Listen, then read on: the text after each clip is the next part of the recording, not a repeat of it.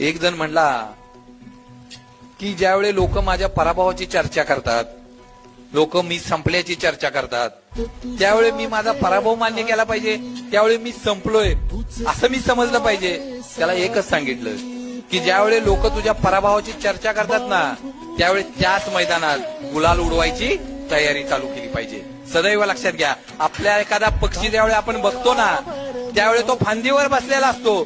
त्या फांदीवर बसलेल्या पक्षाला फांदीचा कणकटपणावर विश्वास नसतो, त्याच्या भरोशावर तो पक्षी फांदीवर बसलेला नसतो. त्या पक्षाला स्वतःच्या पंखावर आणि स्वतःच्या पायावर विश्वास असतो, म्हणून तो पक्षी त्या फांदीवर असतो. मित्रांनो, जोपर्यंत तुमचा विश्वास स्वतःवर आहे ना, जगातली कुठलीच ताकद तुम्हाला रोखू शकत नाही, हे सदैव लक्षात घ्या. किती अडचणी करू द्या, किती संकट देऊ द्या, किती कोणी आपल्यावर टीका करू द्या, किती अपमान करू द्या, किती अडवू द्या, सदैव लक्षात घ्या, फक्त आता थांबायचं नाही.